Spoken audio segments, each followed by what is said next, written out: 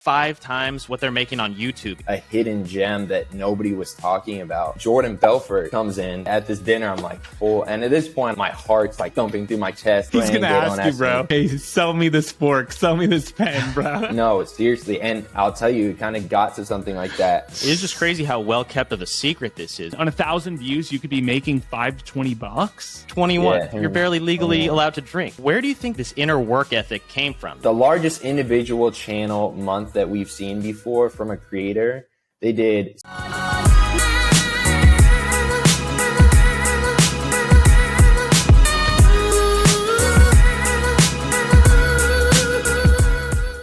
Welcome back to the podcast, guys. Today we have our very first guest on, actually, and he is right here. I'm going to introduce him real quick before he talks and gives you guys a little bit of backstory, but he's a 21-year-old absolutely crushing it right now in consulting for creator economy companies. He's an ex-talent manager, now co-founder of a content distribution company, Content Labs. I'll let him elaborate a little more on everything he's involved in the space, but his name is Dean Johnson. Welcome to the show, Dean. How you doing? How you feeling? I appreciate it. Well, I feel good after an intro like that, Darren. I appreciate it, man. Well, it's cool to be on here. I'm definitely putting my flag here to say that I was the first guest, so I'm kind of banking on the success of this show so I can say that. So exactly. I'm excited, but I mean, I can give you guys the long story of how all that evolved. Let's just get a little backstory, give people a little background on just everything about you, anything you'd want to say. Sure. So I guess I'll quickly explain how all this started. So I guess if I go all the way back, I'll try and give you guys the non-boring version, highlights of my story. But in high school, was kind of a loser, to be completely transparent, not really working towards anything, kind of just smoking every day with my friends, just really degenerate in high school. And then after I graduated in high school, I started coming on to these like Gary V videos, and I was like, yes, I like this guy.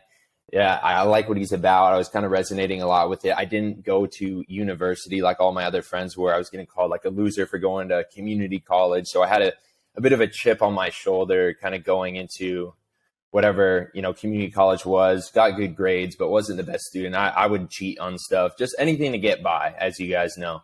And then from there, I had a mutual friend in high school who was a part of this YouTube group, and they were recording kind of like, I guess, challenge videos. It's a channel called Free Time.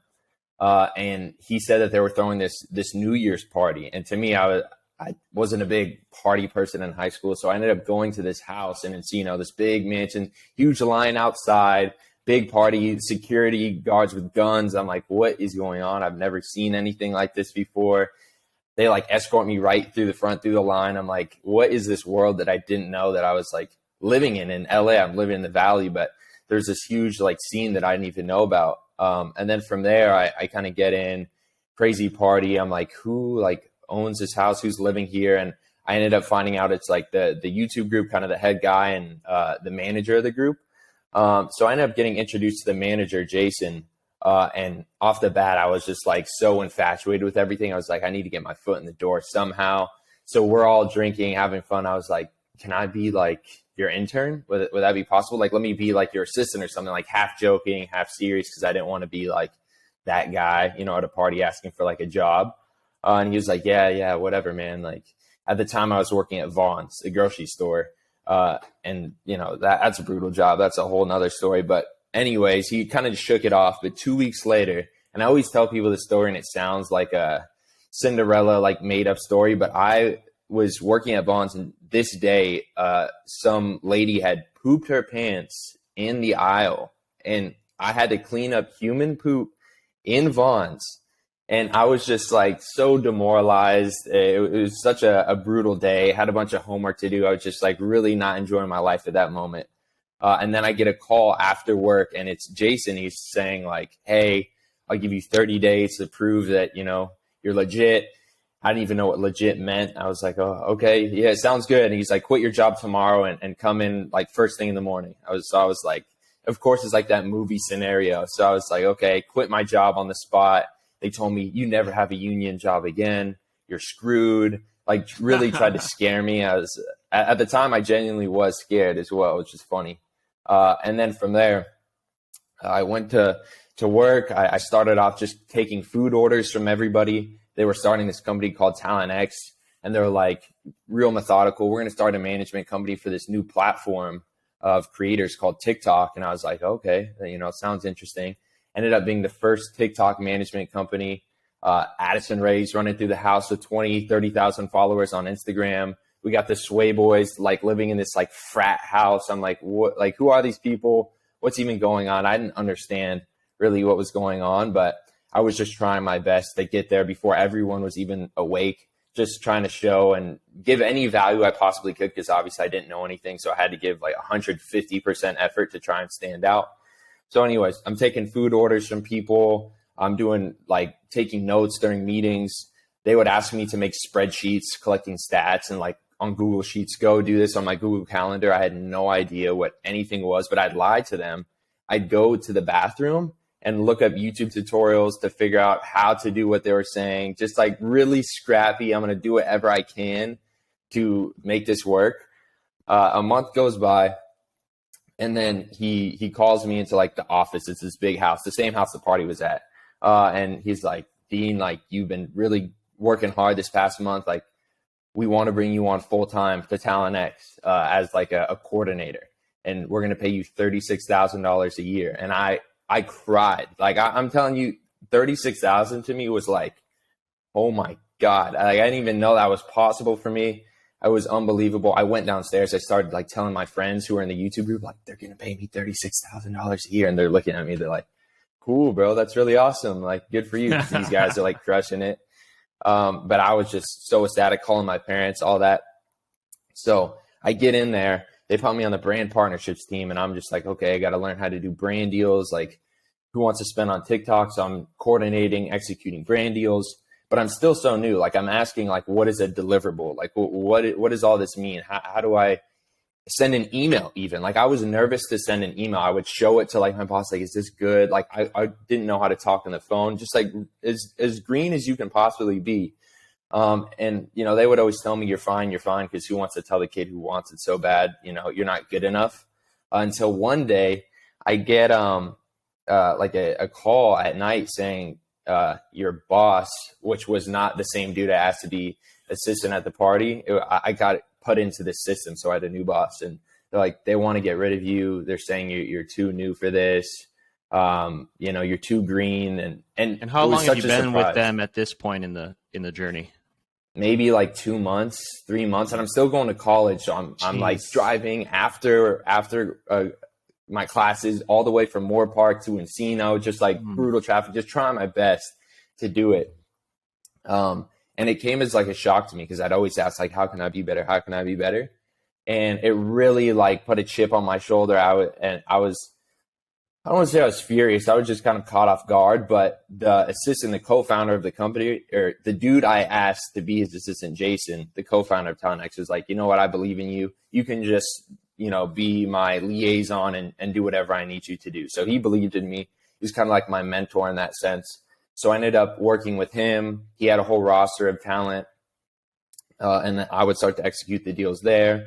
And then I eventually learned how to actually talk on the phone, how to send emails, started to sign my own talent, started to do brand deals, because I had such a chip on my shoulder. I was so like frustrated. Like, how can somebody do that to me? Like, say to my face that everything's fine and then try and boot me when like this is what I want more than anything. And from there, I ended up like really starting to crush it, bringing a lot of brand deals, like on LinkedIn, cold emailing people, just real scrappy stuff again. Ended up closing some surprisingly big deals. I think some people knew I was new and kind of wanted to give me a shot. Like, they kind of almost felt the energy of me being a guy that wanted it so bad. So that worked out good. The company ended up getting acquired. And then I was at like a standstill again. It was like different people in charge. Like, what is the future here for me? So I decided to go independent, which was like an even bigger scary jump. It's like, okay, I just figured out kind of how to do this. Now let me do this on my own. Of course, I'm still in communication with my mentor, Jason, but he's kind of locked up in some Talent X stuff as well, which is the name of the company. And then from there, I started doing the same thing and was even more successful, because now I could actually get the the commission on these deals instead of getting paid a flat rate. So really started to make a little bit more money, still nothing crazy, nothing crazy. And then I guess progressing through that, I started to do content distribution. I started to figure out like what people are making on Facebook and Snapchat. And that was like a hidden gem that nobody was talking about, and still really people aren't talking about. So we started dabbling in that a little bit. And then Jason gets out of Talent X. We start talking about what our next project is. We start attempting to raise money for so many different ideas, just going back and forth, failing in so many different ways, like crazy stories. Like we went to dinner with this billionaire through a connection because we wanted him to like put some money into our business. And this time I think we're talking about just scaling like a brand deal agency. Maybe we're going to do some content distribution. So we go to dinner and he's like at Kriz, the infamous Kriz. Everybody says they go there. We go there and he walks in, the billionaire, and he's like, "Is it cool if my friend Jordan comes to dinner?" And I'm like, "Yeah, I mean, I don't know who Jordan is, but whatever the billionaire guy says, like, of course." And then Jordan Belfort comes in and sits at this dinner. I'm like, "Oh!" And at this point, I'm like, my heart's like thumping through my chest. I'm like so incredibly nervous. I'm just like trying to fit in. Like, he's gonna ask you, bro. Hey, sell me this fork, sell me this pen, bro. No, seriously. And I'll tell you, it kind of got to something like that. I was like praying he wouldn't ask me like a question that I wouldn't, because I really didn't know anything. I was like this young guy. I was just hustling. So I'd sit there kind of quietly. He asked a few questions, and I was like, I felt like I was like on live TV for the first time, just like heart thumping throughout my chest. And you're still 18 years old, right? When this is all happening. Yeah, I was 18 at that time. It's crazy. But nobody knew I was 18. All this happened like within a year. Like you go from like Vaughn's to then like working, like getting this internship kind of thing, to all of a sudden getting this like salary, to almost getting fired, to then like getting acquired and going out on your own. So this is all within a year. Like all this happens. Yes, a little bit over a year. I may have been like just turned 19 at that point, but it was a crazy year. And it's still like, I'm 21. It's not long ago, but it feels like it was decades ago. But yeah, after that dinner, Jordan was interested. They were like interested in kind of figuring something out. They wanted to structure it a little bit differently. So he's like, "Come to my house, next week, and we can talk about it more." So me and Jason, who Jason's kind of like knows way more than me. He's already sold one company. We get to his house. We drive there. It's deep in the hills. And, we meet like his son, his team's in there. And, we have like this slide deck, this PowerPoint prepared to kind of discuss things. And we get in there and I'm like ready to go through my rehearsed like PowerPoint, because I'm like, okay, I'm going to have answers for everything. And we get in there and he's like, "Here's like a marker. Like go up to this like white, it's not even a whiteboard. It's just like this canvas of paper." And he's like, "Write out what the business is." And I'm like, oh my, like I'm pale. I'm like, "Jason, look, like you gotta handle this." Cause I'm definitely not like capable of writing down what this business is. And then from there, Jason kind of goes, I'm like standing there like a mannequin, just like terrified. And he ended up like getting frustrated with us because, we had different things. He's like, "You got to own tech," which is true in a lot of cases. Like these guys don't want to invest in businesses, especially service businesses, unless there's like some sort of tech, multiple or media component to it. So that ended up just fizzling out. And ultimately we got partnered with Snapchat because Jason had some connections there from previous business, from Talent X and stuff like that. And we knew people were making some money on Snapchat. I didn't know the possibility of what scaling that could look like. So we ended up getting partnered with them. We get access to CMS, and I'm like, all right, let me pitch, a few shows to them. They have these syndicated shows where you could take your content from YouTube or TikTok, and you've probably seen them. It's like below the stories, you'll click it and there's ads that run on it. Do you guys know about those? Yeah. So Darren was just telling me about this. I'm like, dude, I need to check out Snapchat. I'm like, bro, I'm getting old, dude. I'm like 32 now. I'm like, okay, TikTok, Reels, like Shorts. But yeah, tell us just like what's happening right now on Snapchat, what you're seeing, and where's like the opportunities for creators and even entrepreneurs wanting to like get in it to, make money and, like things you've done. Like, where's the opportunity you see right now? Because this is crazy. I think a lot of people are sleeping on this. 100%. It's super quiet. And I think that's why there's a lot of money to be made. I think like you always hear on like the the mogul TikTok, like you got to do drop shipping, Amazon FBA, like all these overcrowded crypto spaces. You kind of got to go where it's quiet. That's what's worked for me, at least. Yeah. Because that's where the opportunity is. So on Snapchat, people don't know that people are making a lot of money on Snap. So we end up getting a few shows, and basically we just take their TikTok content, put it on Snapchat, 3 to 5 minute episodes, and then Snapchat runs ads on this content. So you can put short form content, ads on short form content. The CPMs are through the roof. And people actually watch these shows because they're actually ads on short form content on TikTok at all, right? Not on TikTok, not on YouTube. Well, they put ads like in the beginning, but creators have no access to that rev share. Snapchat actually gives you a split. They do 50-50, just like YouTube takes 45%. So you run ads on your page. They run like 3 or 4 per episode.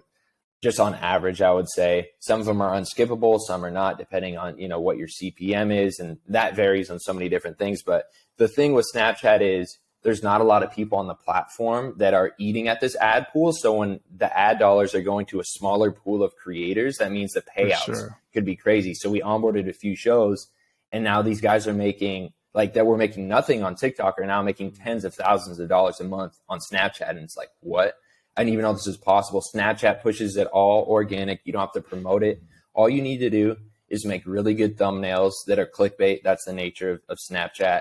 You have Addison Rae crying on one frame. You have to somehow compete with that. And if you can't, you're just not going to get views. And what do you think the future is with Snapchat? Because I know there was Snapchat Spotlight where people were crushing it, like instantly. People were posting videos, like 20 videos a day, every hour or so, just absolutely making tons of money on Snapchat Spotlight. But where do you think the future is with that in like the next 6 months to a year? Because I know with like YouTube and YouTube Shorts, they're changing all their monetization styles and everything. So you're going to see a lot of TikTok creators go to YouTube. But what do you think the future is for Snapchat in the next like 6 months or so? It's hard to tell. I mean, we talk about this all the time internally because obviously it's a big deal. The primary part of our business is Snapchat right now. I think it'll probably start to get a little bit more saturated, but even if it went down a quarter of what it is now, it would still be a huge opportunity for people, especially when you're just reposting the same content you've already created elsewhere. It's really like it's a game changer, but they don't just let anybody onto the platform. That's where the business opportunity was for us, just for context. So we got partnered with them to onboard syndicated shows. So now creators are going through us to get on Snapchat. We pitch it, we get it sold, and then from there we'll help the creator optimize their videos, and then we have a rev split on the shows at AdSense. But as far as Snapchat in the future, Darren, to answer your question, I think they're going to have to somehow continue to compete. I think they've done a brilliant job by only adding a few people to collect this money on ad revenue through shows, because now there's a certain group of people that have made millions of dollars on Snapchat and have turned into like outsourced marketing managers for Snap because they all talk. All these influencers are speaking to each other. So now everybody's rushing to get on Snap. I don't even do any outreach anymore. Everybody just like is figuring out that I'm the Snapchat guy, cold calling me, like begging for shows. So it's like, it's a really interesting situation with Snap. And I think in the next 12 months, the opportunity will still be here like it is. It's hard to tell how it will evolve. Spotlight, they've cut down their spending. Spotlight's not AdSense. It's just Snapchat paying out. They were doing $1 million a day. Now it's an undisclosed amount. So it's a little bit more quiet. I think people felt it was saturated. So there's kind of like this cycle where it's quiet, people make a lot of money, gets saturated, and then people get off. And then there's another spike for the people that stick with it. So I think we'll see that with shows as well. But it really is crazy what some of these creators are making. So yeah, I have a question on that. So with these syndicated shows, how many creators actually have these syndicated shows? And what are like the prerequisites to have a show on Snapchat? Like, do you have to have 500,000 followers across platforms, or what are you seeing? And do they have to go through you? Or obviously with your expertise and stuff, you could probably get them in front of the right people quicker. How does that all sort of work for creators who are listening, who want to do this? Sure. So you don't need to have any followers. I myself personally got a Snapchat show because I was so interested. I was like, we're partnered with them. Let me just like pitch one of my own shows to see if I can do it. And it ended up doing successful. So if I can do it, any creator certainly can. And as far as going through us, you have to go through a partner. You can attempt to go directly to Snapchat, but their team isn't big, you're probably either going to have to wait months and months and months before they get back to you, if they even do. Mm-hmm. So that's why they partnered up with people to kind of filter through and get the best content to them. So it's really hard to do it on your own. But, if somebody wants to try, obviously that's available. But a lot of people just want to get on now instead of like waiting months. We can get you started in a week. So terms for getting on is nothing. If you have a backlog of content, that's good. It's not even needed. There's certain genres that do well on Snapchat compared to others. Like the celebrity drama stuff does extremely well on Snapchat. Any news stuff, storytelling does really well. The satisfying videos you probably see a lot if you're on Snap. So there's few key genres that work better than others. Some are harder to get viewership because you got to understand people on Snapchat typically are in a certain age range and they're not on Snap to watch shows. Nobody goes to Snapchat and says, I'm going to go watch Darren Kriz clips. Like they don't say that. They go to Snapchat to talk to their friends, look at stories, and while they're waiting for replies to messages, they'll go through and click these shows. So it's not I don't think about it as a content consumption platform. Mm-hmm. That's genius. Go, Darren. Go ahead, Do you think that Gen Z, like the high school kids, the millennial, or all those teenagers now are still using Snapchat like we were, like when I was in high school or whatnot? Is it still like super popular? Because I honestly don't hear much about Snapchat at all. Like, I don't know why is it so old, quiet? Is it though? I don't know about that. Bro, I mean, because educate us, Dean. Educate us. I feel like I see all these creators on YouTube and TikTok. Like, I don't hear anyone talk about Snapchat at all. Like, I know pretty much have no knowledge about Snapchat. So, like, are people still using it like often? 100%. And it's funny because I'm not in college and I didn't go to like proper university, so my friends call me like a boomer because even I myself am not like super active on Snapchat. But yes, it's obviously I mean, they have 340 million, don't quote me on that, but hundreds of millions daily active users. So it's like there's a lot of people on Snap, and primarily that's in other countries like India. I believe is the biggest for Snapchat. So yes, there's people still on it. I think there's kind of like an age out for Snapchat when it doesn't become as popular. So they're kind of core genres that like high school to late college, maybe a little bit after age group. And do you think that they have a future in potentially competing with TikTok or Shorts or anything? Do you think they're going to strive away from just like the private snaps that people send each other to send to their friends? Do you think they're going to try to lean more toward like the Shorts, like Instagram added Reels, YouTube added Shorts? Do you think Snapchat's going to want to compete with those platforms, or do you think they're just going to want to stay completely separate and keep doing what they're doing? I think they tried with Spotlight, but I don't think they can win that game. And I think they know they can't win that game. I think that's already been decided. And when you're competing with YouTube, Google, and TikTok, these giants, that's just a game that you can't win. So they've gotten creative with the syndicated shows on figuring out ways for people to make money on Snapchat. And another thing they just launched, I think it's in beta still, it's called their mid-roll program. You might have seen like Logan Paul talk about it on his podcast. They're posting a certain amount of stories every day, and then Snapchat will run an ad on their stories and then pay them out for that. So that you can go to Snapchat directly for, at least at this point. They haven't like opened it up to a bulk group of users yet, but I know like creators have like held their phone up to me and said, I've made 4,000 today just off my Snapchat story. And typically it's like the formula is they'll put a clickbait thumbnail for the story. And then people will click through all of them to get to the end, and then, get hit with 3 or 4 ads in the process. And now these creators are making thousands a day. So it is pretty ridiculous, the numbers. Like, I mean, that's what I'll do when I see like the stories, and the bar is just so tiny. I'll just click to the end. No one wants to like watch every single one of those shows. So I get it. But the creators know that as well. Like they don't even care. I mean, I don't want to say that they don't care, but I think that there's a set formula that works. Mm-hmm.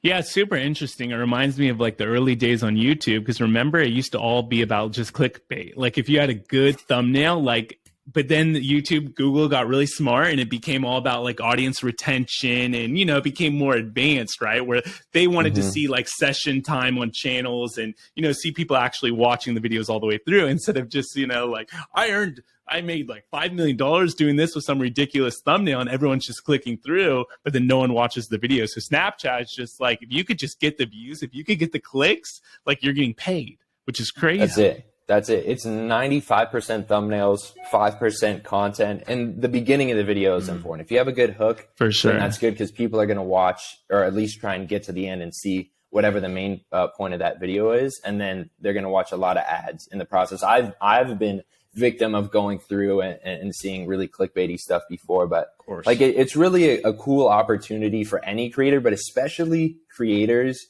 that are doing short form content that aren't making money on YouTube or AdSense and rely on brand deals, because like being a manager, these creators rely so heavily on brand deals to survive. And, you know, they're up for a bit as far as viewership. They're making good money.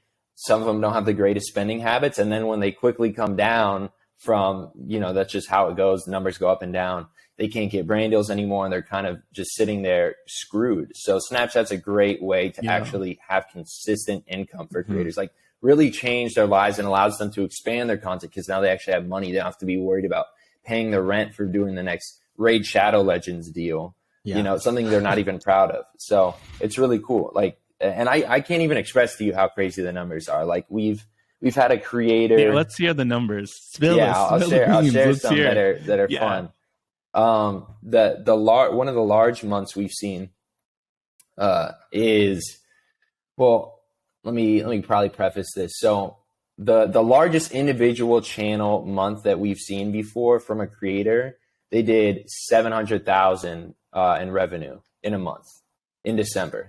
This was a year. This was like 2 years back. That's what we've heard. We were working from a manager perspective with this creator before Content Lab. So that's back when Snapchat really first started. And if you got, you know, millions of views on Snap, you can get those crazy payouts. So that's ridiculous. I think there's people still doing that. I mean, I don't know this for sure, but there's like Daily Mail on Snapchat. They have like 15 million subscribers. I'm sure they do 7 figures a month just off their show. But now some of the big payouts are kind of, I would say 6 figures for creators. I know you probably can't say who, but can you say like what kind of niche some of these high earners are in? Is it just like the fast paced, like for kids video type niche, like challenges, or what are they making exactly content wise? Yeah. And to piggyback on that, and what kind of what kind of following do these people have, just so people could see how possible all of this is? Yeah. So the person who made that large 700,000, month, I think it's like 750. They were large on YouTube, but that by no means has correlation to success on Snap. You can be huge on YouTube and not do well. So it doesn't really matter in that sense. As far as the genres go, celebrity drama works really well because the CPMs are pretty solid. The satisfying shows work extremely well, especially like, for example, there's cleaning satisfying shows. So now you're getting advertisers on the back end that are cleaning companies that are bidding up the CPM. So if you're in a specific genre, you can get access to higher CPMs. If you tap into an older audience, you can do that as well. Like, for example, on my personal show, like I have like a not so great CPM. I think it's like, well, not so great is probably average for Snap because CPMs are crazy. But like $5 to $7. But I thought to myself, like, how can I, boost this? And Snapchat told us like the older the audience, typically the higher the CPM. So I created an episode that I thought would do extremely well with an older audience just to see if I can tap into that. And it ended up doing extremely well, like 1 million views, 1 million uniques on Snapchat is a solid episode. And the average age range was 35 plus, which is crazy. Hard to believe that there's that many people on Snap, 35 plus. And my CPM for that video was $22. So it was ridiculous. So you're talking like TikTok or Snapchat is paying out like 5, 10, 20, 30,000 per 1 million views. So like on 1,000 views, you could be making $5 to $20 on Snapchat. In some cases, it's hard to tell because your ads could be different depending on your channel. But yes, like we've seen just individual episodes that gross like 120,000. Oh, wow. Well, that's insane because everyone knows on TikTok how low the CPMs are, and even YouTube now is finally like in this next year going to really monetize shorts and sort of go all in on that to compete with TikTok. So it's crazy to hear you have Snapchat over here, these kids making that much for CPM and like not a lot of people know about it or talking about it. And that's insane. What do you like? You'll see, you'll see a lot of these like people that are secret, like people gatekeep Snapchat a lot. Like, I don't think you're going to find a lot of info on Snapchat because everybody that's on it right now is making a killing. So it's like the best well-kept secret, I would say, in our industry is that Snapchat is paying out boatloads of cash and is super viable if you can get on the platform and get your show approved. It was a lot harder to get a show approved even 4 months ago. They've started to open up the gates a little bit more. But yeah, it's crazy. There's a lot of people that like secretly are making the majority of their money from Snap. Yeah, it is just crazy how well kept of a secret this is, because even when things like crypto and NFTs are popping off and you see just every influencer just talking about NFTs, crypto, or anything like stocks, even when Snapchat's at its peak, you're not really hearing that much information about it. So it's very interesting. Maybe in the coming months or so, we might see more, but I don't know. That's unique. But if there's 35-year-old plus people on there, like that many watching, so there must be a majority of people on there. Good amount. It is. So. It's super crazy. There's something I was going to say. I'm like losing my train of thought, but yeah, no, Snapchat is really interesting situation. I'm curious myself to see how long the payouts last, but even now, if it cuts into a quarter, it's still worth everybody's time. Gotcha. Well, I want to kind of change topics a little bit. Talk about you, kind of, Dean. You're 21 years old, right? You're 21. Yes. You're barely legally allowed to drink. It's crazy. As of August, I can now drink. I've never done it before. Yeah. So where do you think this inner work ethic came from? Because there's not a lot of 21-year-olds that are actually like that have a mindset like you do. You know, they came right out of high school and then just wanted to succeed, wanted to get in the space, and then has the knowledge like you do right now at 21 years old. So where do you think that initially came from? I asked myself that question. I think my parents also asked like they're a little confused and scratch their heads a little bit because I didn't necessarily show a lot of signs of that in high school and in, I guess, school. Like I would get good grades, I'd get the job done, but do the bare minimum always. And I think after high school, I think I had a chip on my shoulder because everybody was going to university and I felt like I needed to make something of my situation going to community college, which to me is like a no-brainer decision now to save money. But at the time, it felt like I was taking the road less traveled. So I think I just had a chip on my shoulder. I think that's when I operate the best. Like when somebody doubts me, like going back all the way to when at Talent X, somebody that like they tried to get rid of me, if that didn't happen, I don't know if I would be here. Like the best fuel for me personally is when people doubt me. Like just fires me up. Sometimes I like wish I could get a little dose of it. Sometimes it's like corny as that probably sounds. And I think my dad and mom are super hardworking. So I think it's in the DNA. They're like, my dad's waking up every day at 5 a.m., go to the construction site my whole life so I could play video games and, you know, do whatever I want. So it's like, I feel I would almost be disrespecting the work that my family put in if I didn't take advantage of all the resources we have, like in this day and age. It's crazy that I can do what I do, sit at my computer and generate the kind of revenue that my parents maybe wouldn't even dream of, doing jobs that are 10 times harder than what I'm doing. Yeah, that's insane. Yeah, it's crazy. That's awesome. So like for you, for your business, so what are your plans with your company going forward? Like so right now you're doing Snapchat, managing, like helping creators, right?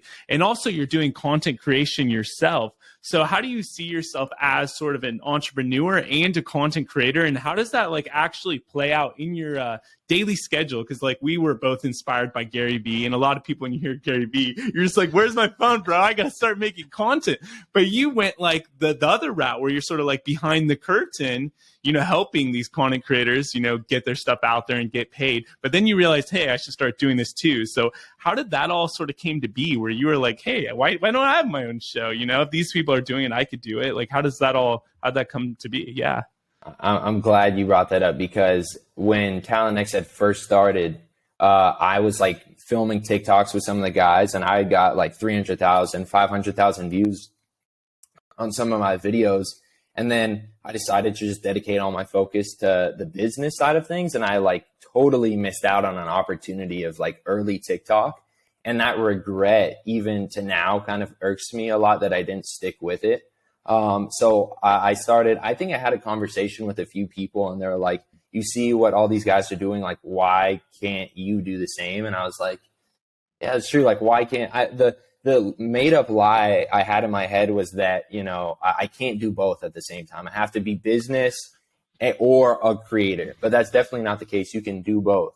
And how that interacts with the daily schedule, it's pretty systematized, I guess, if that's even a word. I'll go on the weekends and record in bulk, push that out to the editors. That way I have like a full set schedule so I can do everything I need to do during the week.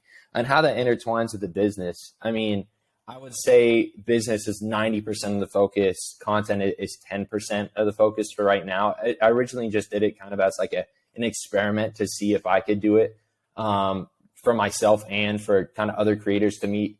I could actually learn. I think sometimes in our space, there's a lot of suits that like tell you what to do as far as like tips and tricks, but I wanted to actually get on the floor and do it myself so I can relate to these creators in a lot of ways. And that has helped a lot when we like study the analytics now, the drop off, the click-through rates. I actually understand what to look for and how to help people a lot better. But the future of the business, like we're on Snapchat now, we're crushing it. We have over 100 plus shows at the moment.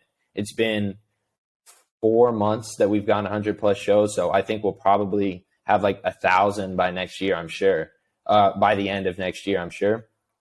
I think we want to get into more platforms. YouTube Shorts is going to monetize as well, if you guys are familiar with that, in March of next year. So helping creators monetize there, figuring out how we can actually provide a meaningful service and optimize their videos for YouTube Shorts. Obviously, a lot of people are busy focused on one platform, but if we can take their clips, post it across YouTube Shorts, TikTok is going to be monetizing the same way YouTube Shorts is, I'm sure. They may be even better than YouTube. That's still a debate. And then Facebook is another sleeper that everybody's on right now. So Facebook will probably be the first jump because I don't think a lot of people realize that you can be successful on there. That's another one of those platforms that's similar to Snapchat.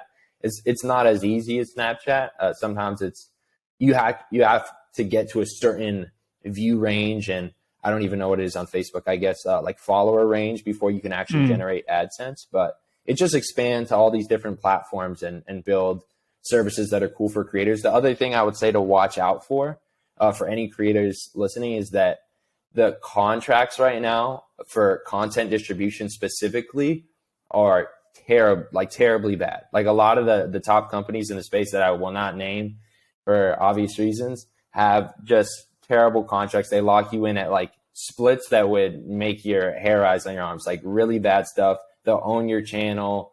If you ever wanted it, they'll make you buy it out from them. So it's like it's a really scummy environment right now. So if you are going to assign a contract, make sure that you really read through it thoroughly. That's kind of like a part of our motivation to get started, because we were managing clients. Like, you know, we signed a deal and we saw some terrible terms. And then we got partnered with Snapchat and made contracts that actually made sense. But yes, definitely encourage people to think about that, because there's a lot of highway robbery going on in plain sight right now in this space.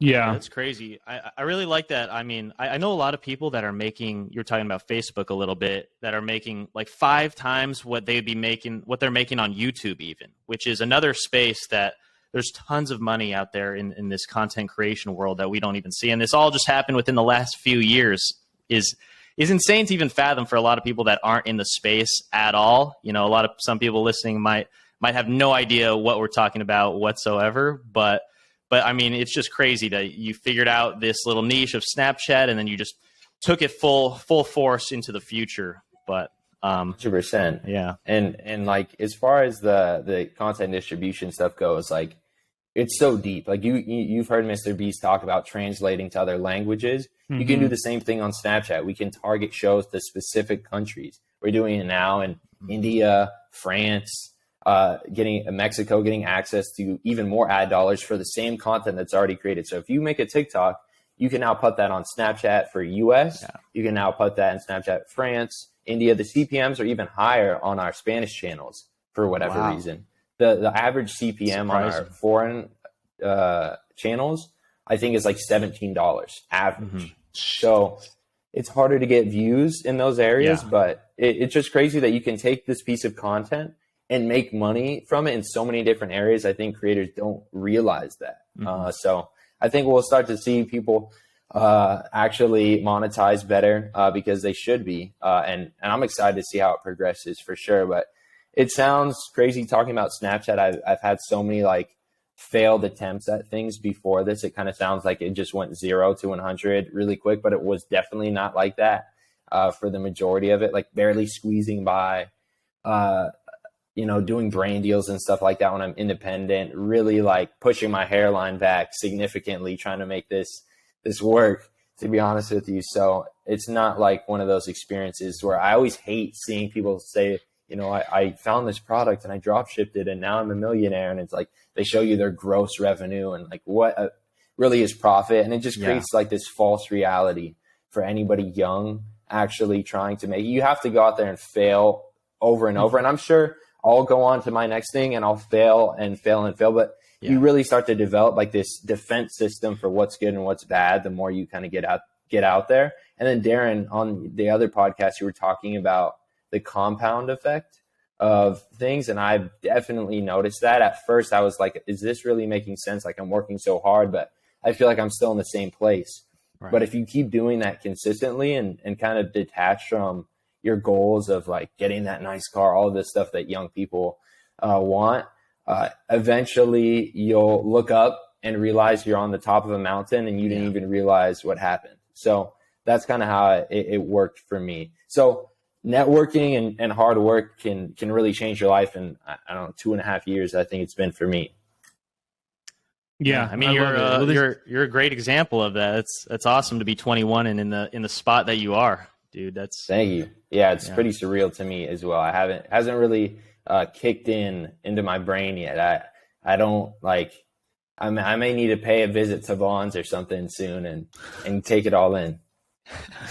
There you go. That'd be good. Yeah, that's the crazy thing about this space is it does move so quickly, but like you are actually passionate about it. You kept working at it. You didn't just quit when things, went wrong and went back to Vaughn's. You just kept pushing through. And one thing I really like is that you're really open to seeing where the opportunity is and going there. Because I know a lot of creators, they sort of get attached to a certain platform. Because say you get a lot of followers, like back in the day, all these people on Instagram, they didn't want to go to TikTok because they're like, what is this? Like just a bunch of little kids dancing. But the people who had that sort of first mover advantage and were willing to like go to these new platforms and give it a go, they're the ones now that are like eating everyone's cake. I don't know, whatever you want to call it. They're the ones that are really crushing it. So what do you see with that? Like, do you have to sometimes help creators to like open their minds to, it sounds like a lot of people are reaching out to you because they see the opportunity, but do you ever say, hey, like we need to be doing this, or you should be trying this, or, just because maybe you have more of that entrepreneur kind of mindset and creative, where a lot of these creatives are they're just like creative, if that makes sense. Like 100%. That's exactly it. And that's why the business works out so well. Cause you have guys like me that are passionate about monetizing their content. These guys just want to make fun content with their friends and do that. So if they can, if we can work something out where we're taking their content and making as much money as possible on all platforms, it's really a win-win situation. They feel like they do no extra work, but they get paid significantly more. So it's really, in a lot of cases, a win. So like there's the people on Snapchat, for example, that want to do the work, and we have a lot lower splits for people that do the work, but we'll also take their content and do all of the work. So creators just have to collect checks at the end of the month. So like a lot of people prefer that because they don't want to be concerned with how to analyze the algorithm of Snapchat and optimize thumbnails. They just want to make videos with their friends, which is understandable. Yeah. I'm envious of that to a certain extent as well. Like I would love to just create the content and then get money and then live that LA lifestyle that you see, on Instagram, but not my personal path, unfortunately. Gotcha. Unfortunately, well, you did grow up in LA. Where do you see yourself at like age 25? Would you see yourself more in front of the camera, or you think you're going to keep doing this behind the scenes, helping creators grow as well? Because the future, I can't even imagine where we're going to be at with all of this content, monetization, social media in the next 3 to 5 years. It's really going to be mind blowing. Every few months there's big changes, and so it's going to be wild to see. But yeah, where do you see yourself in the next 5 years? Because you're you're insanely young. I mean, we've been saying that, but it's crazy.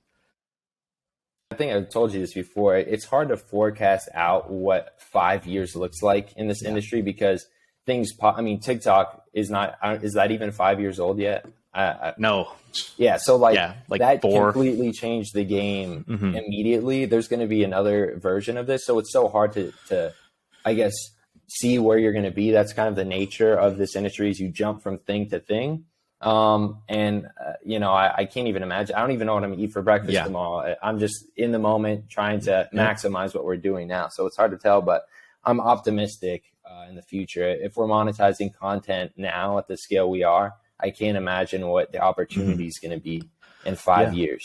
No, that's a good answer. I mean, 20 years ago, 30 years ago, like our parents a lot of our family will have just stuck with a corporate job or saw the future 10, 15 years from now, like I'll be in this, I'll be a manager, then I'll be general manager, then, work their way up the corporate ladder. But now there's so many different opportunities. Next month, we might be in a completely different space, a different headspace too, because of something that we're seeing when we're scrolling, because we're just always stimulated all day just on our phones. It's just such a new day and age. And it's really, really fun to learn about also. It's crazy, the opportunities that are out there. And there's no reason to not try new things, new platforms that are scaling. Like Be Real started blowing up a little bit. As a creator, if I'm like thinking in their mind, like th're not monetizing or doing anything, there's probably not even proper discovery, but I'm getting on the platform immediately because if you're early, you're going to have so much leverage. Like if you look at the early TikTokers, even at Talent X, like the Sway House guys, those guys are now doing big things on YouTube. Like you don't just have to stay on this one platform. You can get legs here and go and pursue whatever career you want. So just to go and try new platforms, there's no downside to throwing some content on a new platform. It's a beautiful part about it is like Gary Vee says, it's just taking a swing. Take as many at-bats as you possibly can. There's no downside. Yeah. Yeah, and I mean, I think a lot of people are waiting for that next platform too. I mean, it will come, and when it does come, we just have to hop right in. I mean, you said Be Real. I don't know what they could eventually do to monetize. Right now, Be Real, I mean, it could seem like an early version of what Snapchat was, where you're only your close friends are really seeing what you're posting out there. But who knows if they continue to scale and continue to grow in certain ways and compete with these other platforms? Maybe that's the next wave. But yeah, you just got to keep our eyes open. For sure. And I have like a question for you guys because I love that you're doing this podcast. So what inspired this podcast to come to be? Oh, bro, where do we even begin? I think, I don't know. I don't want to speak for you, Darren, but we for the last few years, like we went the typical, like, all right, real estate agent, what do you do? Well, let's see, cold call, door knock, like all this stuff, people who tell you they're like 100, that's what they're doing, right? So you're like, all right, well, this must work. Everyone else doesn't. Sorry if you're a real estate agent, you're still doing these things. Start creating content. But we started doing that, and we were in this like little cold calling group. This was like 2-3 years ago, and we're like, dude, we hate our lives. This is so stupid. And then our magical friend Gary Vee was like, start creating content, put yourself out there, and then you start doing it, and then we started getting clients like that, and then we realized like, dude, this is game changing. And for the last few years, we would have these like 2-hour conversations about content creation, what's happening on different platforms, like entrepreneurship, business, every week. And we're like, bro, I think he got the idea. Actually, he's like, why don't we just like freaking like put a mic and start talking and interviewing other people who are in this space and see if we could learn, from amazing people like you who've been successful at such a young age, and then also, learn from each other and also share that knowledge with the world. I mean, yeah, Darren, that's sort of, it's sort of real organic, and there's not enough people, I think, really talking about this from like a creator business side, showing people the way. I mean, we love talking about this stuff. I mean, for me personally, all I watch is YouTube. Like for the past 10 years, I don't watch TV. I just watch YouTube. I watch all the big creators and everything. I wanted to get on YouTube and do something social media wise eventually. But coinciding that with real estate, eventually helped me over time. And then just having these phone calls with Tommy Jordan, with Tommy just all the time, like at least once a week, we'd have these long calls, like he was saying, and we were just figuring out we gotta do something. I mean, we're so passionate about this. Every time we're like, all right, let's talk for 5 minutes. It ends up being 90 minutes to to 2 hours, you know, just because all the ideas just keep flowing. I mean, he was like, did you see that last video? This guy, I mean, how do they do this? And then we figure out, and also when you're making content and watching content, you watch the videos much differently. You're looking at it for their production. You're like, how did they do this? How did they get people engaged in this? What's their, you know, what do you think their click-through rate is with their thumbnails? Looking at their titles. It's a much different way of looking at this kind of content as well. But I mean, for us, it's just super fun to do. And I mean, this is something that comes pretty easy to us now, you know? So, yeah. So I mean, yeah.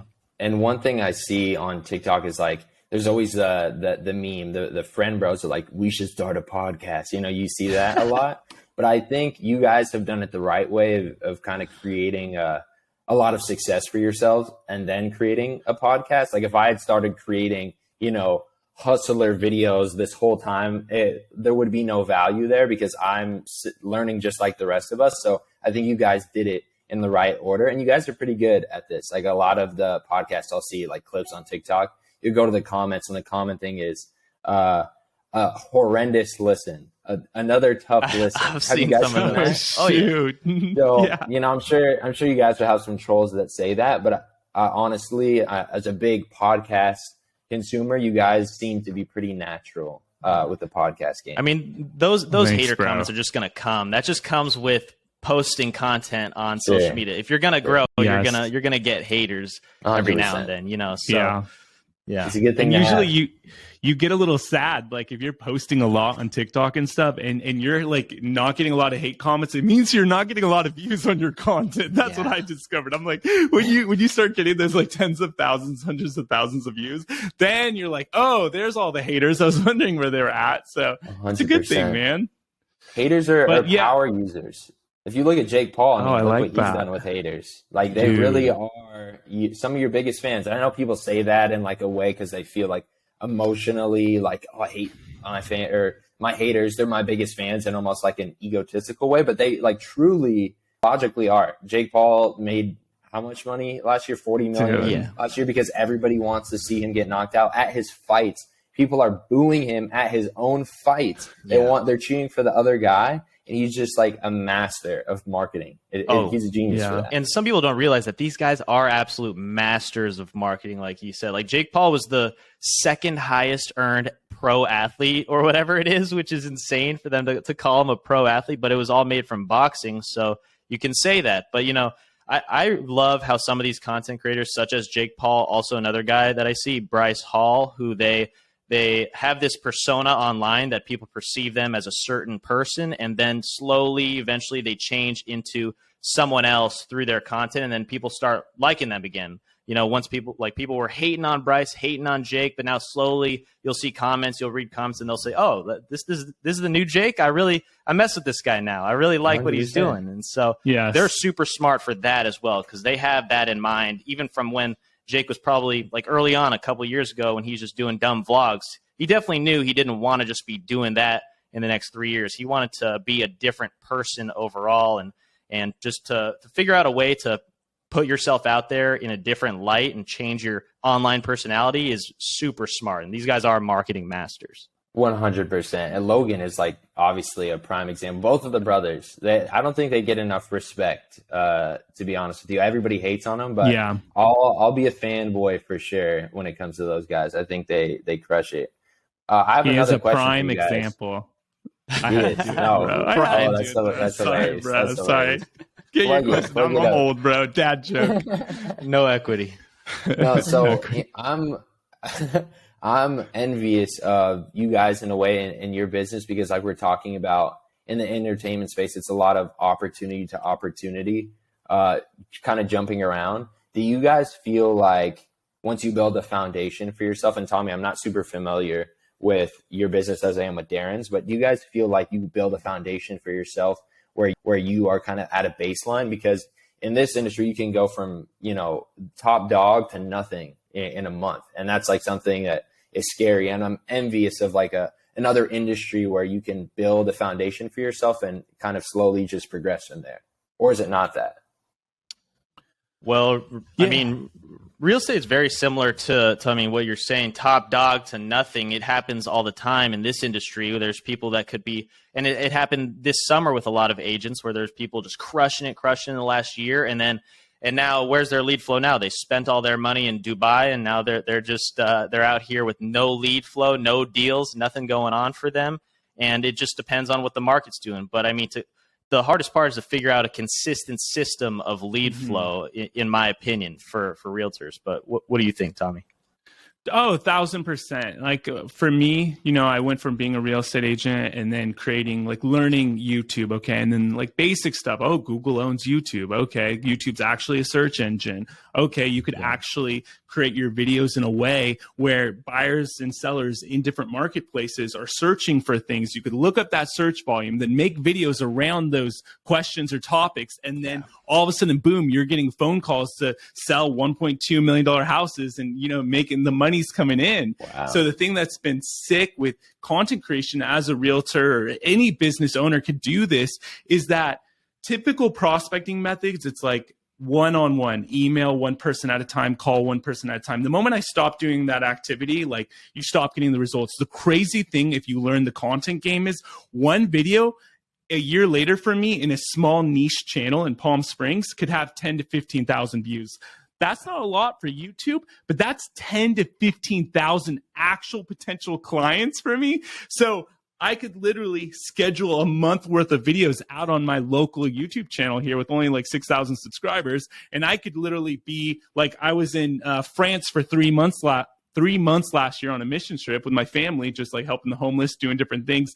And like I sold a $2.6 million house, a $1.5 million, and I had agents here just showing all the leads. And it's like, I'm not special, but you just put in the work, you learn how to do it. So I think like for us, I've taken that now where I've like, okay, I have the system. Now I've created a business called Real Estate Creator where I'm actually trying to teach agents how to create content to, grow their business and brand. And I know with Darren, he has lots of different cool stuff happening, whether with his luxury home tour channel, his massive TikTok following. So for us, it's like, we haven't really experienced like the drop off.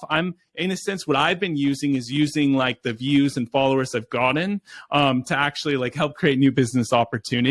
Yeah. And just with a lot of like YouTube, how it works, like videos I posted 2 years ago are still getting like 25 views every day of potential buyers and sellers in my marketplace. So, that was a lot. That's super. That's super insane. No, it's like the power of leverage in media it's exponential because you can post this podcast will live forever. It'll collect views forever.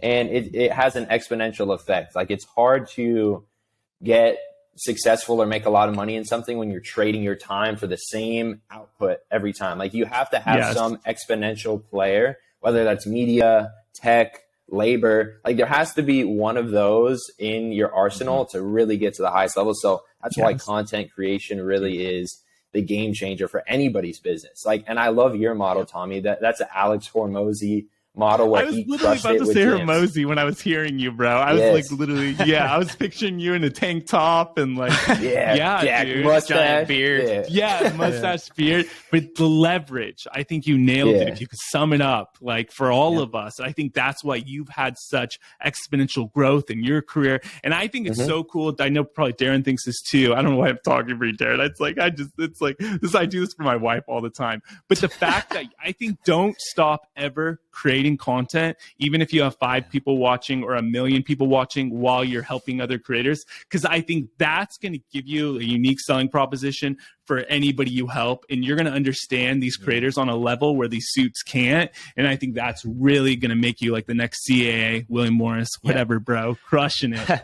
I mean, in any business, even our businesses, the content that we're making is evergreen. Even with the house tours that I'm doing, like those houses will be on, like those tours will be online forever. And it's not like they're going to go away. It's not like this is something that I have to post tomorrow because it's just immediate in the news. But those will be evergreen. They'll keep getting views over time, always. And, the leverage of that is just endless as well. So for sure. I think you guys are smart. You've innovated in your respective like niches. So as we're talking about this, I'm like thinking, how can we innovate this podcast game a little bit? Because they're starting to get a little saturated. I'm starting to see a lot of podcasts. Like I'm thinking in my head, like maybe there's a way to make it interactive with the audience, you know, like maybe the audience could influence the direction a little bit.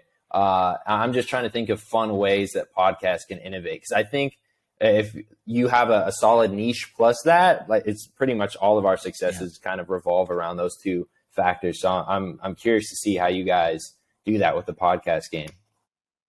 Oh, pressure's on. I like that. I know like Patrick Bet David, he's talking about building a podcast studio with a live audience.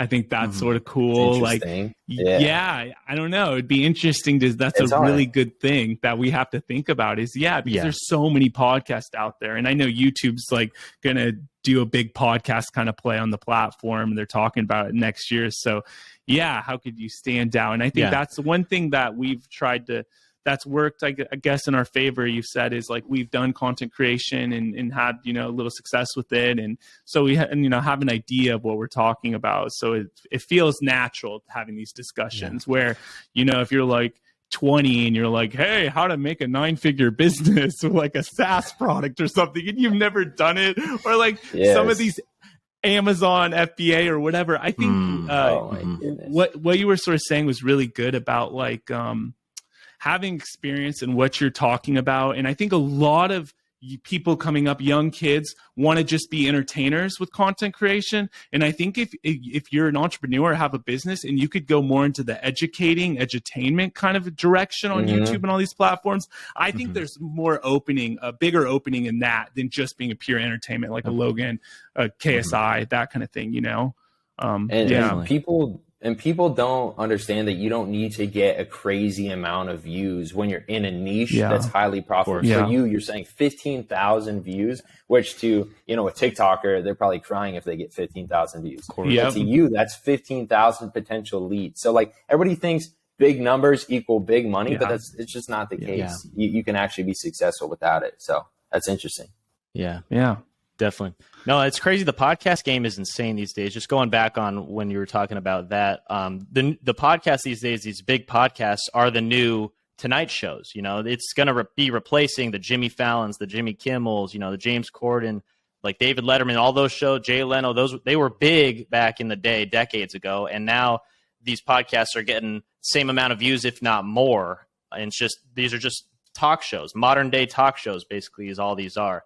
But also, you have to have like a certain niche. If you're just going to be an entertainment podcast, like the Impulsives, the Full Sends, you already have to have like a massive following in order for anyone to follow you, or else who are you to just come on and clown around on a podcast, you know, realistically, if you don't have any following whatsoever. So 100%. Podcast is just like live streaming. Like the discovery engine of a podcast is really hard. You have to bring viewers in from other areas, but I think you guys will do it. And I think like, when it comes to the innovative part, that'll be super interesting to see, because I haven't seen a lot of innovation with the podcast game yet. It usually things evolve, but I haven't seen a ton yet. So I think there's definitely a big blue ocean waiting for that to happen. And the model with like the Tonight shows, like you're saying, like people go on these podcasts, these Tonight shows when they're about to launch, you know, a product, or they have something big coming out. Maybe there's a way to innovate advertising around whatever that person's project is. So now this podcast can be the podcast that everybody goes to when they have something big to announce. Like there's a lot of things that I don't think people are really doing right now. Yeah. I mean, it's definitely going to be cool to see in the future for sure. I mean, we'll see. I mean, innovative wise, that's why a lot of podcasts are coming out right now, is because of what YouTube's doing with the shorts, because of the TikTok talkification or whatever, from long form to short form. But it's gonna, the future is gonna be interesting to see, and it is bright for podcasts. So, can I ask one last question? I'm sorry, I'm like interviewing you guys. I like your questions. No, dude, this is so good. I love it. Look at this. Are you guys like nervous or uncomfortable doing this right now? So you're our first guest. So I think for me in my head right now, I just want to like, okay, make sure like, you know, I'm not like cutting in or like, you know, because there's 3 of us right here on the screen. So it's about like, you know, exchanging ideas, learning from one another. So honestly, I'm not really nervous. I think more excited, if anything, because it's just like, I would like to talk to you anyways on the phone for an hour or two. Like Darren said, if we didn't have like cameras or lights, I would be doing this anyways. Just we to could learn. have a 5-hour conversation without any cameras or anything, talking about the exact same things. So 100%. Yeah, it's very natural. And the topics we're talking about just come super naturally and everything. So it's, but the only difference is we got these headphones on, we got this mic in front of us, and it's the first guest we've had on a podcast, just like back of the mind, like this is going on YouTube for everyone to see. But, I mean, but we've been on camera a ton now. We've made hundreds and hundreds of videos, so it's not like it's like nerve-wracking or anything for us. It's just different being the interviewer, the host of something, interviewing someone. But 100%.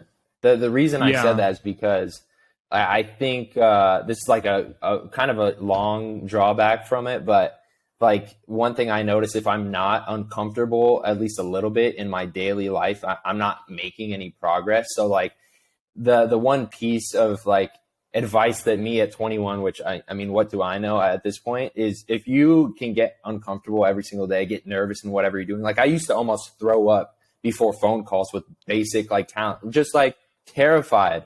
And I've grown so much because of those experiences. Yep. And it's just like, go out there, take a risk, try something. And it'll pay off more than you could even realize. Like I'm sure I'm way more experienced than I even think I am from all the hundreds of times that I've been nervous to talk to that person, nervous to do this. So it's cool that you guys are taking this step. Yeah. I mean, what's that quote? It's like comfortability is the something. It's right next to like death pretty much. Like once you're comfortable, that's when it's just over. You're not growing at all in life. You have to consistently be uncomfortable, do something every day that makes you get the butterflies, the stomach boils, your heart's beating, something. If you're uncomfortable, you're going to continue to grow. And I don't know if people even realize that. Like, I don't know, like, if people understand that all of us are just winging it right now and aren't, like, I had this, like, false perspective of, like, these successful people were super calculated and, they didn't get nervous and they're just natural showmen. It's just not the case. Like, everybody is just winging it right now. And the only difference is some people are just more willing to be uncomfortable than others. Yeah. Totally. Yeah. I think you nailed it. I mean, before you got on the call, my Wi-Fi wasn't working. Darren was trying out different cameras. Like I was trying out this like router thing Darren told me to buy from Amazon. It came like last night in the mail and I was worried my internet would crap out while we're talking. So yeah, I think that's like one thing that's made this a little easier is, bro, we did so much social media like before this. So I had like a TikTok called Gospel with Tommy. So I'd be talking about God, Jesus, and this. So I would get like mad haters, which of course, like everyone has their different ideas about God and faith. Yeah. So it just really like, I just got real desensitized to like hate and putting myself out there. And I realized like from making content, I was like, whoa, you could be like a nobody in this world. And if you just like post consistently on all these platforms, you could gain a following. And then all of a sudden, like yesterday, I had some guy on Instagram like messaging people and trying to get money from them. Like, I didn't tell you about this. They're trying to be an imposter. He was like, God bless you. I have an orphanage in Africa. And like with my like, he made a fake account like my other Instagram account. And I'm like, oh man, I'm flattered. Like, because I'm just a normal person and now people are making accounts after me. So I think that's the most exciting thing about content creation. It doesn't matter who you are, how much you make, what your background is, like just the way you look, anything, like you could do it and you could build an audience and it's sick.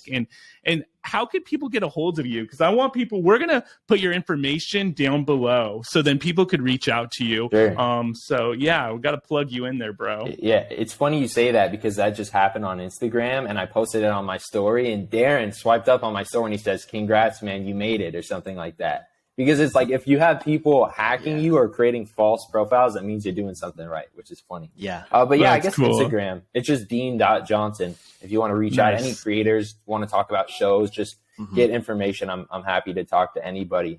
And then last thing, it would be a severe like disfavor if I didn't like shout out my mentor that saved me from Vaughn's early on, because that dude who's now my like 50-50 partner in the business allowed me to grow into this role is like a huge part of my success. I dedicate to him, Jason Wilhelm, founder of Talent X, and now my co-founder in this business. So without him, none of this is possible. So I think it's super important to kind of recognize who got you into that spot.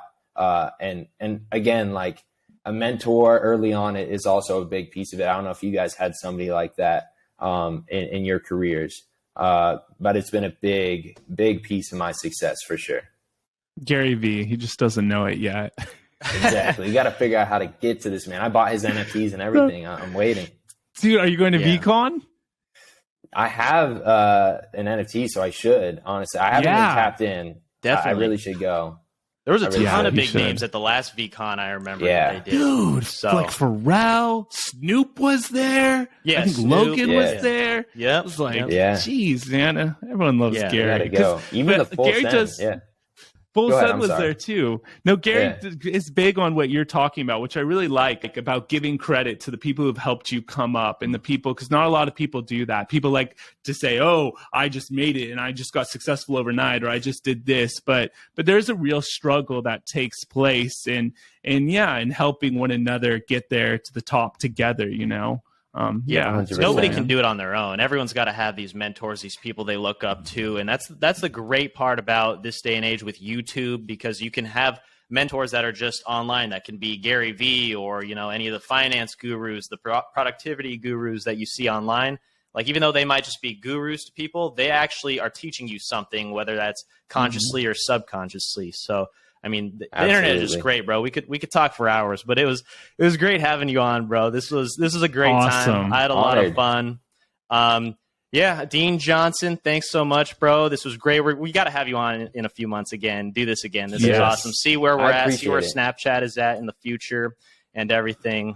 And thank you guys. I appreciate. I'm honored to be the first guest. That's a big deal. I appreciate it, and I want to talk like in person and meet you, Tommy, because we can talk like for hours. So, dude, all day long. Definitely. Yeah, no, thank you so much for taking your time coming on the podcast. It was an awesome chat. I think it's going to be inspiring to a lot of people out there who are older and younger, older people to realize like, whoa, like this is possible. You know what I mean? Like it's not even an age thing. That's what I love it. Like, you just were determined and you were going to work and make it happen. And it sounds like as you just were going, things just started unfolding for you. But it was just your work ethic to just keep going. And I noticed about you on this episode, you're just like, you're so humble, and you weren't like, you sound like you're the type of person who just like, you're like, I don't know anything and I'm just like ready to learn. And it was funny because Hermosi on one of his recent podcast episodes said like, one of his problems was talking too much and not listening. And you sound like the kind of guy who listens and you don't give yourself enough credit, which is a good thing, because then you just learn so much more than everyone else. So yeah, I appreciate that. It's a big compliment. Thank you for that. I love Hermosi. That guy brings nonstop value. Like I was skeptical of him at first, and I started watching his YouTube videos, and I'm like, I need to listen to these back over and over and over. Yeah, he's running incredibly. Does he have a Snapchat show? I reached out to him actually just recently. I just sent him an email. No, seriously. I'm gonna. All right. We'll see if he responds. He just connected with me on LinkedIn actually, so I'm gonna see if I can get him a hold of him. But that guy's time is worth like gold, so we'll see if he gets back. Yeah. But we're talking. Sure. Actually, probably shouldn't say that, but we're in talks with some big folks in that same genre. So hopefully, I have some updates for you guys soon. Awesome. Cool. Sounds good. Wow. All right. Well, we'll wrap it up here. Cool. Good having you on, Dean. Thanks, guys. Thank you, Dean. Make sure to check us out on Spotify, Apple Podcasts, YouTube, subscribe, all that good stuff. All that fun stuff. We need you guys. We're just getting going, and we have more big guests coming, just like Dean. Thanks for watching. Huge. Peace.